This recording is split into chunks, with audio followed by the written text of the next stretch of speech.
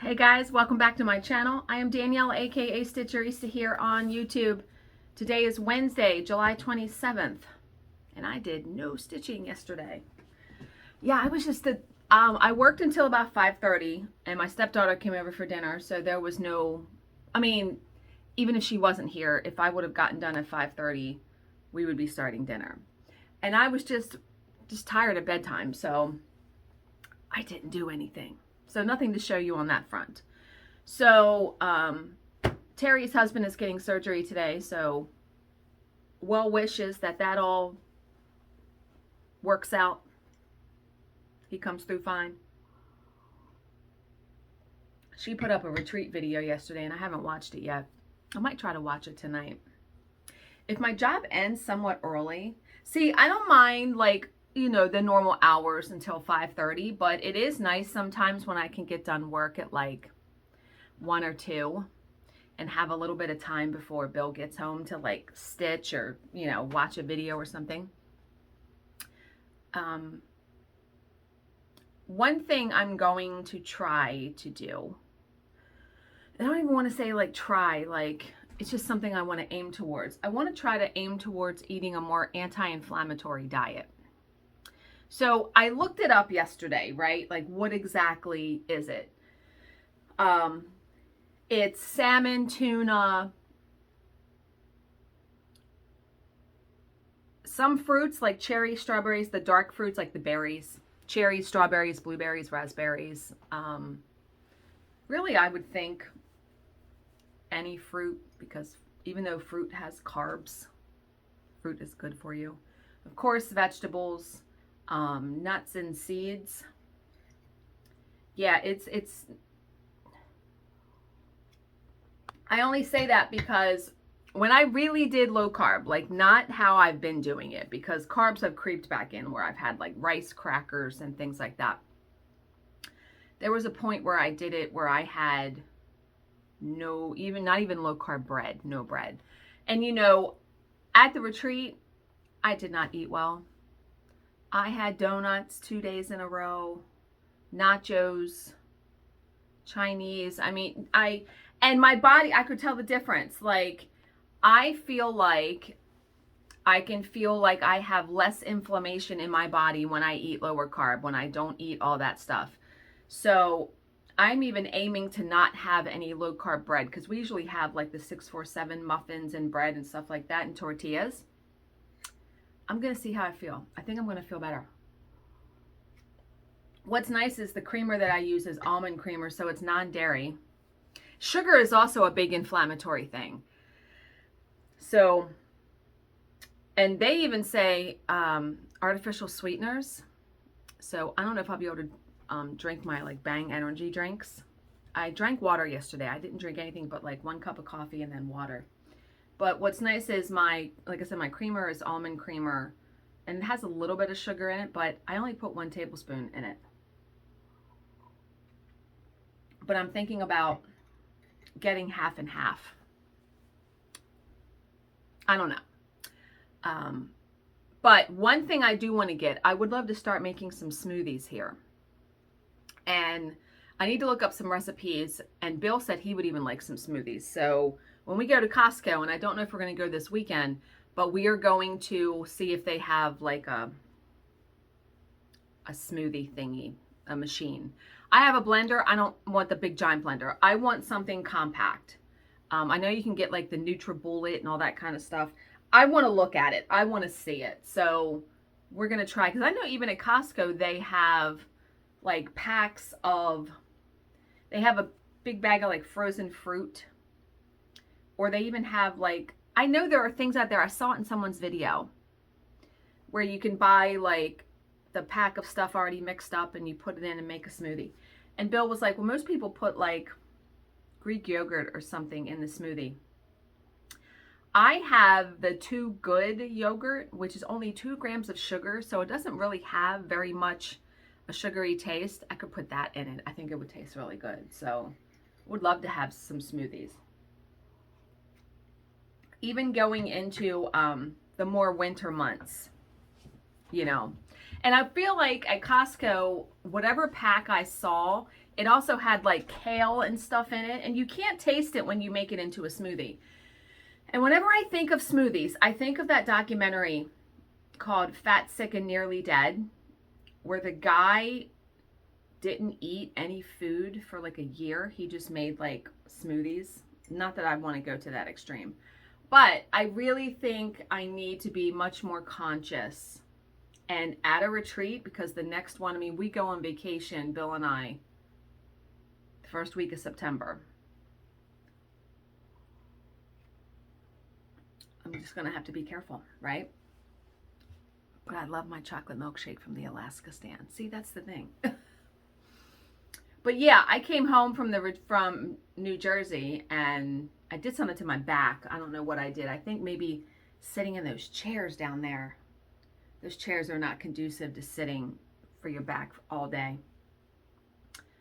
But yeah, I was just feeling like, you know. But yeah, we'll see. Eating. Okay, so like I said, real quick video today because no stitching to show you. We're going to do the Unfuck Yourself entry. This is a long one. If you ask anyone why they feel as if they're stuck or trapped, why they don't reach for greatness or break out of a crumbling life, and you question a little, they all initially cough up the same boring answer to that existence of predictability and beigeness: fear. I think a lot of things in our world can be attributed to fear. People get comfortable, and I'm guilty of it too. You get comfortable with the way things are, and it's a risk to do something different. Okay, let's read a small miracle story. All right. Coincidences don't happen only to adults. They can happen to children too.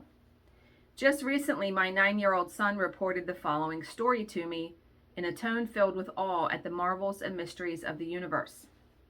Last Thursday in school, he said, I ate my snack during morning recess and it was salty, so I got very thirsty. We have a soda machine in the hallway and I wanted to buy a soda. But I was worried that recess might be over, so I asked a kid what time it was. It's 11:05 exactly, he told me. I had 5 minutes to spare, so I ran down the hall to the machine. I have a habit of looking at each quarter before I put it into the machine because I'm always hoping that somehow I'll get an old one that's worth a lot of money. So as usual, I looked at each quarter before I inserted it. My teacher is very strict and gets very angry when we come into class late. I was so afraid that I was going to miss the recess bell that I made a mistake and put in an extra quarter. I put in 4 quarters instead of 3. When I looked at the last quarter, I saw that the date written on it was 1980. I also saw a nick that I had made on that quarter during class when I played with it and scratched a nickel across its surface. As soon as I put in the 4th quarter, I realized my mistake. I pressed the coin return and banged on the machine, but the only thing that came out was the sprite. I noticed the principal walking by and asked him if I could get my lost quarter back. Yeah, sure, he said absent-mindedly. I could tell he didn't think my lost quarter was important. I ran back to class, and later that day I went over to the principal again and asked for my quarter back a second time. Soon, he said. He seemed impatient. All week long, I asked him for my quarter, and all week long he repeated soon, but he never gave it back to me. Exactly 1 week later, also on a Thursday, my son told me, excitement rising in his voice. During the first morning recess, I again wanted to buy a Sprite from the soda machine. Again, I was nervous about being late, so I asked a kid for the time. It's 11:05, he said, exactly. This time, I was very careful to be sure to put in only 3 quarters.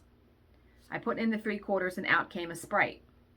I was about to race down the hall to my class when I heard something drop into the coin return slot. I put in my fingers and pulled out a quarter. That's strange, I thought.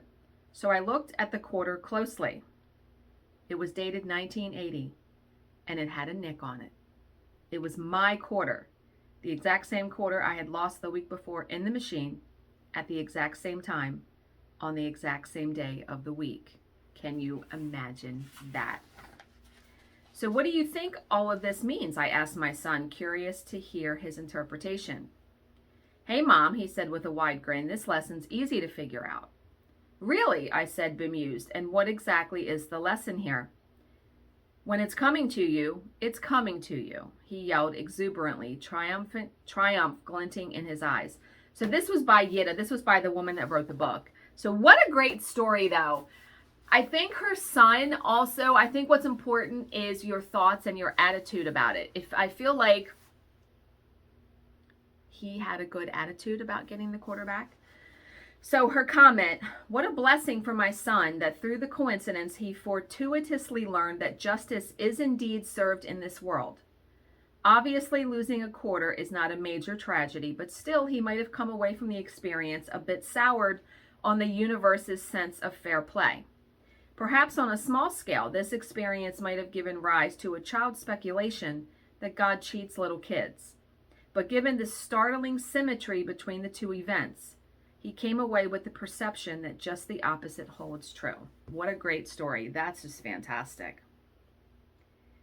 And you know, I know there's something, like there's some significance, it seems like, when you see 11:11 on the clock. Bill and I see it all the time. I think last week, every day, up until when I was at the retreat, so like Sunday, Monday, Tuesday, Wednesday, every time I looked at the clock, when I looked at the clock every day, it was 11:11 a.m. It was like freaky. And I don't know what that means, but I look for these kinds of instances in everyday life. And they do happen if you're open to them, I think. So, okay, I'm going to end here. I hope you guys all have a great Wednesday. I hope you are stitching all of the things. My aim today is to get some stitching done, even if it's at bedtime. I haven't sat at bedtime. It's been over a week. When Bill goes to bed, sit down and do some stitching and watch something. I want to work more on my mermaid. My stuff from scrapbook.com shipped. So when that comes in, maybe I'll show you guys like the packet that I bought to do the layout. So, as always, if you have any questions, please leave them in the comments section below, and I will answer them to the best of my ability. Thank you so much for watching and subscribing, and I will see you in my next video. Bye, guys.